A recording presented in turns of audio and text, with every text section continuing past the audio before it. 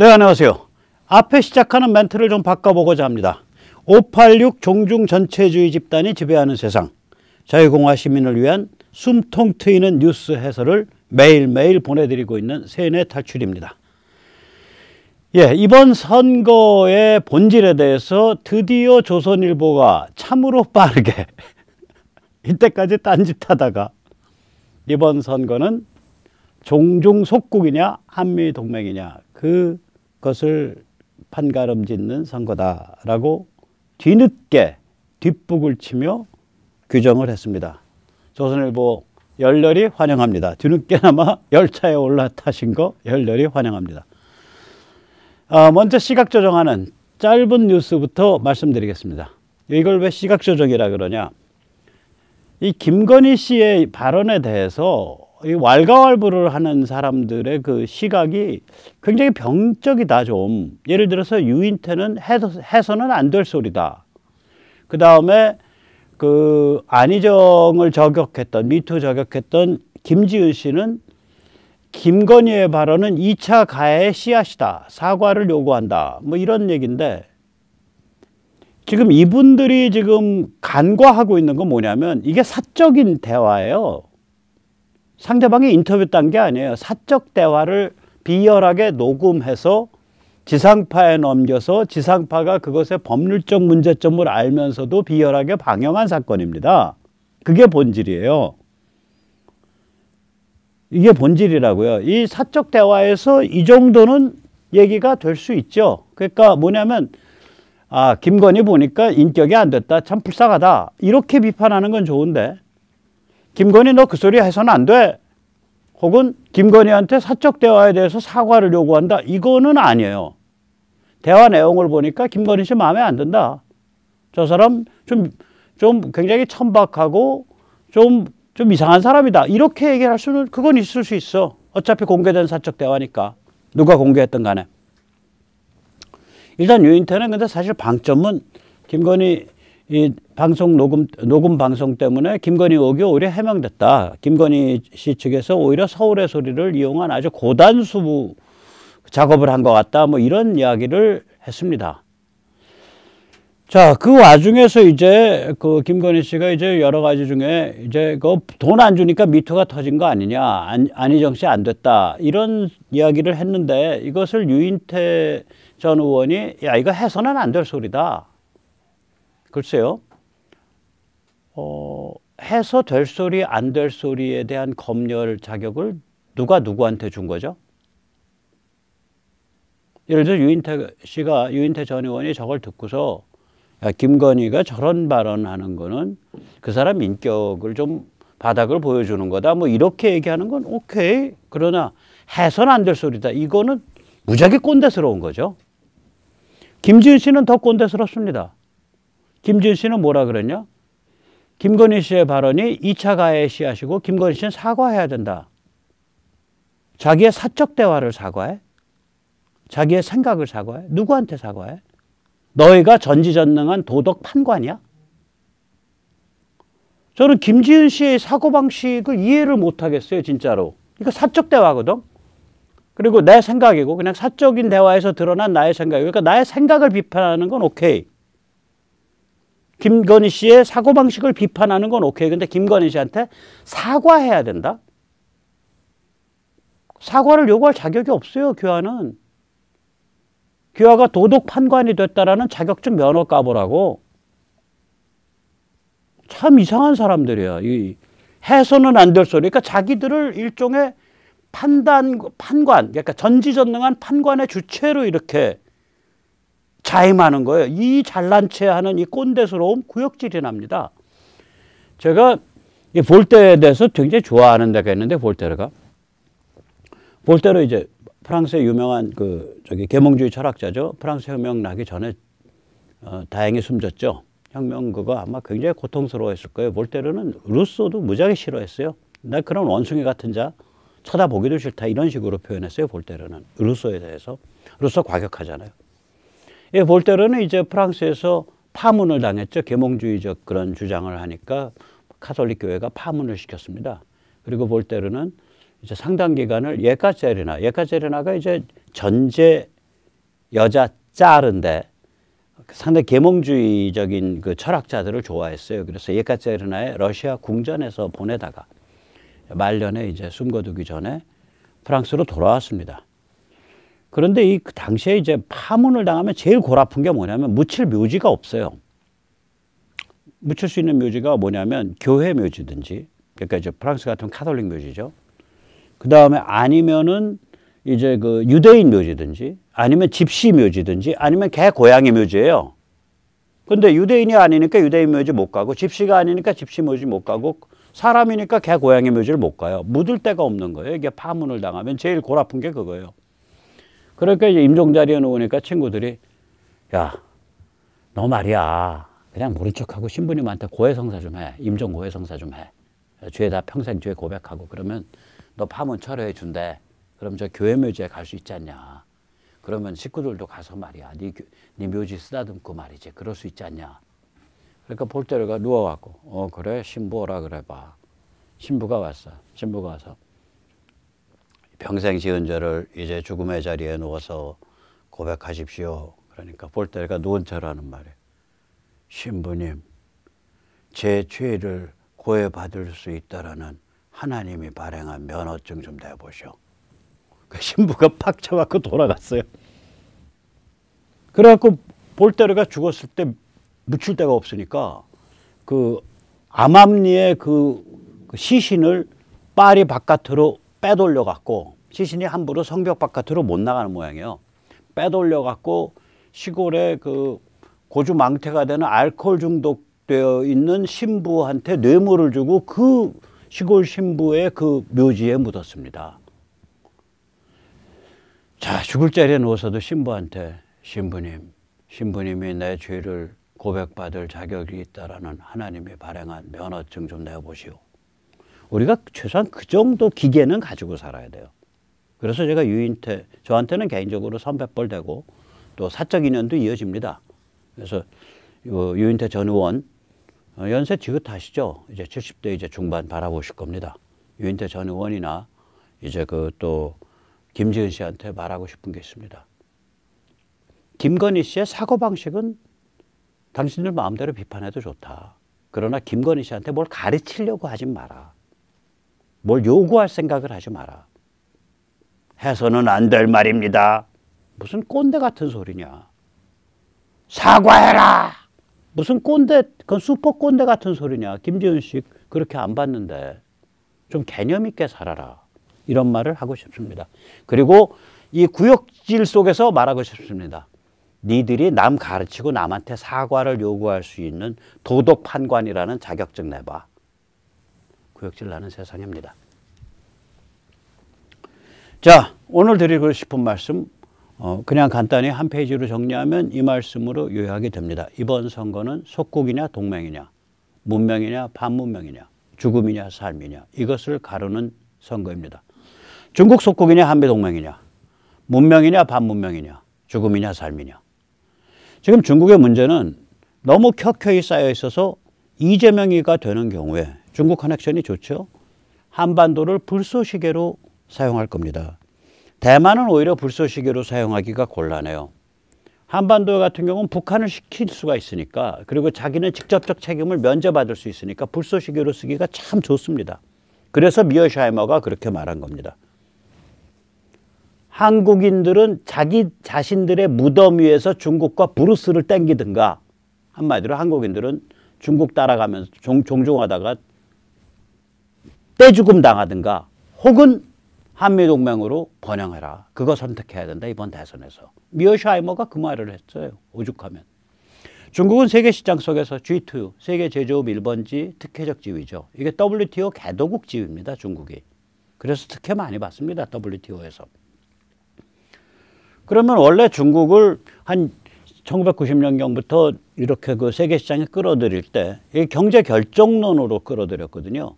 다시 말해서 자유가 증대될 것이고, 이 세계시장 속에서 자본주의적 발전을 하다 보면 그 자유가 증대되고 민주화가 일어날 것이다. 근데 그러기는커녕 동물농장 인민통제가 나날이 강화되고 종교 압박을 하고 있죠. 뭐 기독교 압박하고 무슬림 압박하고 티베트 압박하고 살벌하게 압박합니다. 국제 규범을 지키기는커녕 세계 각지에서 지정학적 도발을 합니다. 이건 중국의 그 죽고 못 사는 동맹들만 봐도 알아요. 하나같이 다 문제 있는 그런 나라들이에요. 북한, 아프간, 이란, 파키스탄, 베네수엘라, 쿠바, 예멘은 또 후티 반군. 예멘이 그 홍해에 우리가 지도를 봤을 때 오른쪽이어서 예멘하고 그 홍해 건너편에 아프리카 쪽에 지부티 두 군데, 지부티도 중국 침투 많이 했습니다. 두 군데를 잡으면 수에즈 운하를 다니는 홍해를 딱 목을 조를 수가 있어요. 예멘 후티 반군. 저런 데가 중국의 전략적 동맹자들이에요. 그러니까 중국이 얼마나 그 지저분하게 남중국해에서 도발하는 건 말할 것도 없고 지저분하게 그리고 위험하게 국제 규범을 어기면서 도발하는지 알 수 있죠. 그리고 중국은 공공연하게 현대문명의 핵심 가치를 적대시합니다. 서방식 자유민주주의는 우리의 적이다 라고 못을 박습니다. 공식적으로. 자유민주주의를 적으로 돌립니다. 중국 헌법은 공산당 일당 체제에 의한 중국 특색 사회주의를 선언하고 있습니다. 따라서 다른 정당을 만들면 중국에서는 반헌법 사범이 됩니다. 공산당 일당 독재를 그전에는 그 헌법 전문에만 규정했었는데 그걸 이제는 헌법 조문 아마 1조 1항인가 1조 2항인가쯤에서 규정을 했어요. 2조나. 그래가지고 제가 지금 까먹었는데 굉장히 앞에서 규정을 했습니다. 이제는 전문에 규정할 때는 이게 반헌법인지 아닌지 좀 애매모호해요. 그러나 조항에 규정했기 때문에 명확한 반헌법 범죄가 됐습니다. 그게 언제 일어난 일이냐면 2018년인가 일어난 일입니다. 그래서 중국은 집회, 결사, 정당, 출판, 소통, 신앙 및 종교의 자유를 전면적으로 인정하지 않습니다. 노동조합도 인정하지 않습니다. 따라서 개인이라는 걸 인정하지 않습니다. 저는 그래서 중국 국민이란 단어도 잘 안 써요. 중국 인민이란 단어를 쓰고 싶더라고요. 중국은 지금 시황제 체제의 무한 강화로 치닫고 있습니다. 올해 가을 20차 전당대회에서 이것이 완전히 완성됩니다. 이건 뭐냐? 세계 문명과 그리고 미국과 충돌하는 코스로 가고 있는 겁니다. 당에 대한 황제의 지배를 무한 강화하고 국가에 대한 당의 지배를 무한 강화하고 인민에 대한 국가의 지배를 무한 강화하고 한마디로 황제가 당을 지배하고 당이 국가를 지배하고 국가가 인민을 지배하고 이 권력의 무한 강화 체제를 계속해서 이제 그 뿌리박게 만들고 있는 거예요. 그런데 지금 어떤 상태냐? 중국이 굉장히 위험한 상태입니다. 일단 경기 침체가 4에서 5%도 힘듭니다. 지금 작년 4, 4분기에 4%대로 주저앉았잖아요. 올해 5%가 목표인데 5% 힘들다. 저는 4%도 힘들 수 있다라고 봅니다. 경기 침체 심각합니다. 참고로 중국은 7% 이하면은 마이너스 성장이다. 사실상 그렇게 얘기를 합니다. 인구 절벽이 왔습니다. 작년에 2021년에 인구 증가가 불과 50만 명에 지나지 않습니다. 인구가 증가 안 한다는 얘기죠. 14억에서 50만 명이니까. 급속하게 고령화되고 있습니다. 사회 안전망은 아무것도 없는데. 인구 절벽이 온 거예요. 그리고 영구 숙청 체제입니다. 이게 왜 그러냐면 중국 전체가 관시 자본주의, 중국 전체가 아주 부패한 대장동 자본주의로 30년을 치달아 왔단 말이에요. 40년을. 1982년 3년부터니까. 그렇기 때문에 중국은 어떤 식으로 단속을 하냐면 저게 노동조합 단속, 그러니까 노동조합이라고보다 말 많이 하고 좀 시끄러울 수 있는 소지가 있는 노동자 단속하는 거랑 똑같아요. 자, 해안도시 거의 대부분의 노동자들이 불법 체류자예요. 호적을 해안으로 옮긴 적이 없는 그냥 농공이라고요. 농민공. 불법인데 정부가 봐주고 있는 거예요. 그냥 눈 감아주고 있는 거예요. 따라서 어떤 사람이 노동자가 단결해야 됩니다. 단결해서 우리의 권익을 찾아야 됩니다. 이런 소리하고 돌아다니면 들어. 뺨 때리고 구둣발로 걷어차고 너 무슨 겁 없는 소리야? 너 불법 체류 아니야? 인마 너 고향 가. 너 고향 어딘가 보자. 저기 광시성 저기 그 산골짜기 너 가. 거기 가. 이런 식이에요. 똑같아요. 숙청도 전부 관시 자본주의, 대장동 자본주의로 나눠먹기 구조로 수백만 명이 얽혀있고 수천만 명이 얽혀있는 거예요. 따라서 저거 잡어 그러면 드러내면 털어서 먼지 안 나는 사람이 없는 거예요. 영구 숙청 체제, 동물농장, 인터넷, CCTV 카메라, 그 다음에 일거수일투족 전부 다 이제는 하이텍으로 이제 감시 체제로 딱 했죠. 그리고 아까 말씀드린 국제 도발. 이거예요. 지금 중국은 실체가 그거예요. 경기 침체, 인구 절벽, 영구 숙청, 동물농장, 국제 도발. 이거는 뭐예요? 굉장히 위험한 레시피죠. 무지하게 위험한 레시피입니다. 따라서 이거는 문명이나 반문명이냐인데 한반도에 있어서는 이게 뭐냐? 제가 장담합니다. 중국 절대로 대만 안 칩니다. 칠 듯 하면서 안 칩니다. 중국이 사고 치면 어디서 치냐? 한반도에서 칩니다. 왜냐? 자기는 손에 피 안 묻히고 먼저 사고를 발생시킬 수 있거든. 북한 내세워서. 먼저 발생시킬 수 있다고 상황을. 북한 내세워서. 자기는 손에 피 안 묻히고. 그래서 이것이 심각한 문제인 거예요. 이것이 그래서 심각합니다. 지금. 그래서 이번 대선은 속국이냐 동맹이냐, 문명이냐 반문명이냐, 죽음이냐 삶이냐. 이재명이 같은 자 되면 어디로 끌고 들어갈지 모르는 거예요. 어디로 끌고 들어갈지. 이번에 반드시 이재명이를 주저앉혀야 됩니다. 윤석열을 당선시켜야 합니다. 조선일보 이제야 종중 속국이냐 한미 동맹이냐. 김대중 칼럼이죠. 조선일보를 딱 좌지우지하는 그 원로죠. 지금 세계의 정세는 홀로서기를 허용 안 한다. 중을 택하면 속국되고 미 택하면 동맹국으로 산다. 3구 대선이 중요한 건 이 때문이다. 참 그야말로 꼰대스럽게 썼네요. 환영합니다. 늦게나마. 이때까지 뭐 하고 있었대 조선일보? 우린 이 얘기를 지금 몇 달 전부터 하고 있는데. 이거요. 윤석열 입에서도 이미 나왔어요. 세뇌 탈출은 이 얘기를 뭐 1, 2년 전부터 한 것 같고 윤석열이 국힘 입당이 7월 30일인데 국힘 입당하기 전에 윤석열이 이미 얘기했습니다. 7월 14일 날 중앙일보 인터뷰에서. 윤석열이 뭐라 그랬냐. 한국의 외교안보는 한미동맹이 기본입니다. 문재인은 한미동맹을 변수로 만들었습니다. 가치를 공유하는 나라들과 협력관계를 발전시켜야 합니다. 그렇게 해야 중국과 수평적 관계를 만들어낼 수 있습니다. 사드는 명백히 우리의 주권사안으로서 중국이 거기에 왈가왈부해서는 안 됩니다. 그래가지고 여기 서울 주재 중국 대사 싱하이밍이 열받아가지고 중앙일보에 작업해서 그 다음날 자기 기명 기사를 냈잖아요. 이거 반박하는. 7월 14일 날 윤석열이 이미 얘기한 거라고. 그때부터 윤석열 입에서 나왔고 백모 같은 이런 제야 쪽에서는 그 전에 훨씬 이전부터 나왔고. 김대중 칼럼 참 보고 있으면서 이때까지 뭐 하셨어? 7월 14일부터만 따져도 8월, 9월, 10월, 11월, 12월, 1월 6개월을 까먹었네 시간을. 대선 성격을 이미 윤석열이 7월 14일 날 규정했는데 김대중은 6개월 후에 이번 대선은 중국 속국인가 한미동맹인가 그것을 선택하는 굉장히 중요한 대선입니다. 이걸 이제 6개월 후에 지나서 얘기하는 거예요. 왜 이걸 얘기할까요? 윤석열하고 힘겨루게 하다 깨졌잖아요. 조중깡정이 깨졌잖아요. 조선중앙이 내세워서 판을 흔들고 윤석열 군기 잡겠다고 윤석열이 알겠습니다. 제가 시키는 대로 하겠습니다. 개헌을 하라면 할 것이요. 의원 내각제를 하라면 할 것이요. 왼쪽으로 돌아라 그러면 왼쪽이고 오른쪽으로 돌아가면 오른쪽이고 시키는 대로 하겠습니다.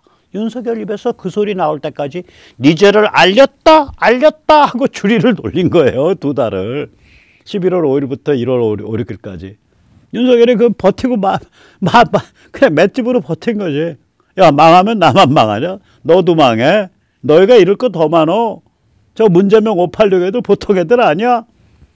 2달 버티니까 100개 들고 뒤로 물러서고 또 국힘 의원들은 들고 일어나서 2달 만에 원래는 11월쯤에 들고 일어나야 되는데 2달 만에 들고 일어나서 이준석 날리고 그 전에 1월 5일, 그건 1월 6일이고 이준석 날린 건 1월 5일에는 김종인 날렸고 드디어 이제 홍준표도 이제 감 잡고 어저께 홍준표도 저는 대선 때까지 입이 없는 사람으로 살겠습니다. 오불관원 아닥입니다. 아닥 모드로 들어갔어요.